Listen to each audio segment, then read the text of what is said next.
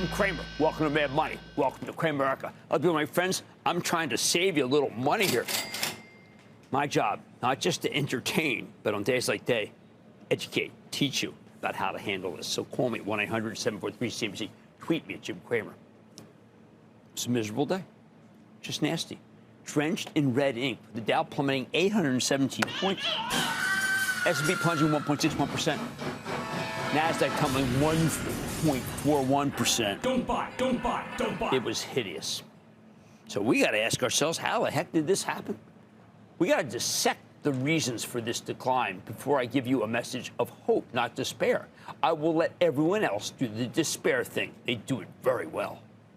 First, stocks are going down because interest rates keep going higher. Like it or not, the stock market takes its cue from the much larger bond market, even though most publicly traded companies we deal with don't borrow a lot of money. They don't have floating rate debt either. So who cares about treasury yields, right? Wrong. The economy runs on credit, always has, and the cost of that credit is going higher, and that will slow business and hurt earnings. It could hurt you more than the tax breaks will make you happy. Consider that. It's what is at stake for you. Right now, we're in a transition mode. We're going from moderately high interest rates to genuinely high interest rates. And here I'm speaking of the long rates that are set by the bond market, not the Fed. Don't blame the Fed. The Fed isn't in control. It's the why that's spooking us. See, we're discovering that April was a really weak month in this country. As we parse the quarters that are being reported, we get the sense that the economy froze in the country between Liberation Day, when the president announced those super large tariffs, and when he rolled most of them back over the next few weeks. It's not like business did nothing during the interregnum between Liberation Day and the tariff pause. It's more like CEOs spent that whole period frantically switching their supply chains, trying to get out of China as fast as they could. While many companies were able to do that, lots of others were surprisingly much more dependent on the People's Republic of China than even they knew. As I listened to the calls and talked to CEOs, they crow about how instead of importing 100% of their stuff from China, it's now down to 50%. We have a 30% tariff on Chinese imports. 50% is way too much. The reliance on China is shocking. The government may have put a pause on most of the tariffs, but I haven't found a CEO who isn't deeply concerned that they could come right back. Frankly, it's a wonder that any business got done in this country in April at all. Of course, many companies don't need to import anything, so they didn't feel the pinch. But what matters to the market is that CEOs of all stripes recognize that their bottom lines are now hostage to something that's never been the case. Hostage to the White House. Now, they hesitate to even talk about it unless their fears get back to President Trump. And that's how you end up targeted like Apple, who was singled out for moving its iPhone production from China to India as quickly as possible. I thought we wanted that. Turns out it's not enough to move your manufacturing away from China. The president wants it here or else, whatever else is. It's that kind of admonition that has business frozen. And it's not just Apple. The president told Walmart he doesn't want them raising prices to pass on the cost of tariffs. Walmart. In theory, there's nothing he can do to Walmart, but in reality, who knows? It's almost like we have a centrally planned economy, isn't it? One based on pique and anger and maybe a little sarcasm. It's not helping the GDP at all. And regular people have no idea why they're suddenly seeing higher prices pretty much everywhere, not just the supermarket. The whole exercise is indeed inflationary. So the month of May is the month of everyone, consumers, bosses, CEOs, trying to get used to the new regime of mandates and menace. No wonder it's National Health Month. Mental health.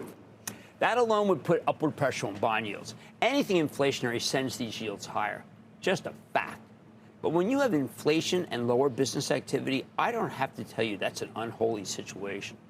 Less business should lead to less inflation, but not if you have tariffs raising the price of so many items that you and I use and businesses buy to make things. Now, the second inflationary punji stick is right in front of us. It's the tax bill. Now, I don't want to make political commentary, so I'm going to outsource this to ChatGPT.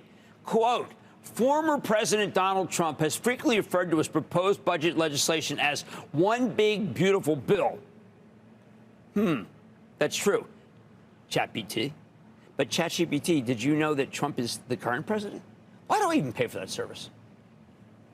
Anyway, if you want interest rates to go down, the government has to cut the budget deficit. That means cutting spending and raising taxes. So imagine, just for a moment, that the bond market is a person. That person would take one look at this budget bill and head for the hills because the tax cuts, huge tax cuts, will indeed blow up the deficit. That's right. And you wonder why rates are going up? They're supposed to go up when the government does the opposite of what Mr. Bond Market wants. It's axiomatic, written in granite.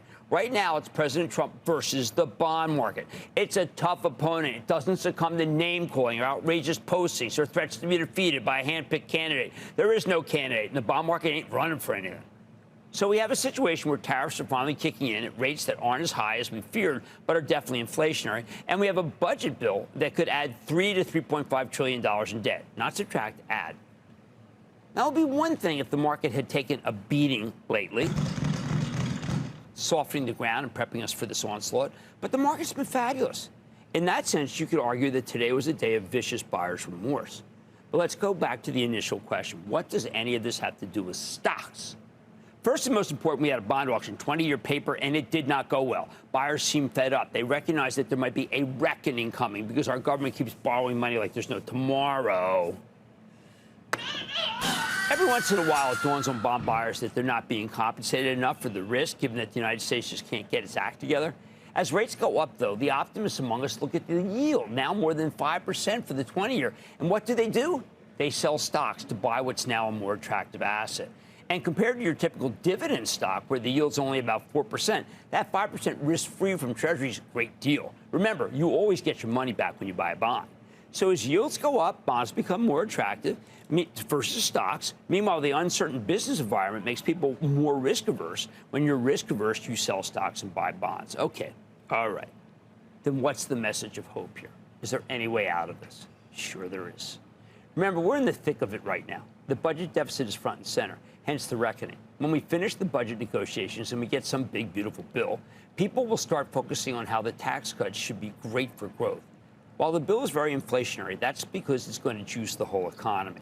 The reckoning will be replaced by a new thesis. We're going to grow our way out of the deficit. Doesn't matter if it's right or wrong. Just matters that we'll replace the grim reckoning gloom and its incessant chatter. Remember, we are the richest country in the world. We can kick the can down the road for decades before the national debt blows up in our face. It's a fact. When the bond market calms down, and it will, buyers will come out and pick among the stocks of undamaged companies. Look at it this way. There's a heck of a lot of stress right now. The market's frantically trying to factor in higher rates and lower taxes and higher tariffs and lower business activity and higher inflation and lower consumer spending. Right now, we only feel the negatives. These can be replaced much more easily than it feels right now. Much more easily than it feels. Remember that. And when we do replace them, the bottom line is that this market should come roaring back because there are plenty of companies that can deliver excellent earnings in this environment, and their stocks are being clubbed along with everything else. Patience. Patience. Better prices are coming. I can promise you that. Prakash, California. Prakash. Yeah, Prakash from California. Congratulations for 20th anniversary of your show. I have been tremendously benefited from your advices and your messages and your email. I'm a club member since long. My question today, my question today is ticker symbol FICO, Fair Isaac. Shall I buy now? Because it's down. You know what? We had a really good relationship with Will Lansing. We have to get him back on. I was talking to Ben Stoto today, who, of course, is the chairman of research and knows more about anything, chief scientist. And he and I both are very confused about. We know that something went wrong. We have to have Mr. Lansing come back. Good relationship, Mr. Lansing. Like to see you later this week or tomorrow. Let's go to Terry in Florida. Terry. Hi, Jim, club member Terry, and I've owned this stock for a long time, and Berkshire Hathaway owns a ton of it, and they're still buying it because of its large gas and oil reserves. Morningstar gives it 4 stars and fair value of 62.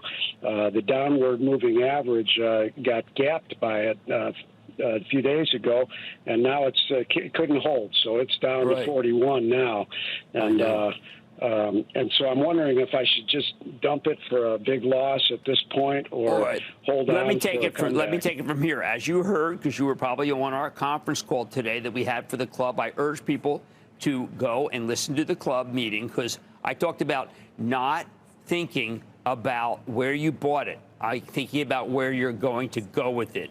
And this company, even though it's owned by Berkshire Hathaway, Occidental is not going to go anywhere. I wish I didn't have to say that, but I don't see this company getting a bid, and I don't see oil going higher. Let's go to Warren in New York, please. Warren. Booyah from the Big Apple. And Excellent. here's to the hardest working man on CNBC. Thank you. Thank you very much. My question is about Accenture, ACN. Yes. Given the size of Accenture, about 800,000 people, Jim, and expected slower growth, would a strategy of breaking the company up be a good way forward? No, don't need to do that. No, don't need to do that. Now, this stock went down because of Doge. Now that Elon Musk is back to Tesla, I actually think you'd buy Accenture. I've been listening to Julie Sweet. I think she is smart as a whip, and Accenture may be a company that can really help a lot of companies right here. I just wish that because of spell check, it always comes out as CAN every time you type in ACN. So I don't ever like to type in ACN. I type in EY because I can't get EC. Anyway, look, there's a lot of stress out there right now, but you got to be patient. Better prices are coming. I know better means lower, but bear with me. Now, I can promise you that we're going to get to a bottom. Mad Money tonight. Should you get all aboard CSX? Despite its latest quarter falling below expectations, I'm tracking the impact of tariffs, weather, and more with the CEO.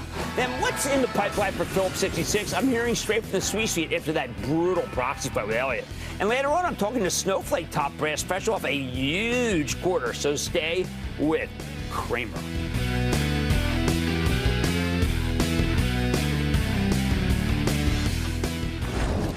Don't miss a second of Mad Money. Follow @Jim Cramer on X. Have a question? Tweet Cramer. #MadMentions. Send Jim an email to madmoney@cnbc.com or give us a call at 1-800-743-CNBC. Miss something? Head to madmoney.cnbc.com.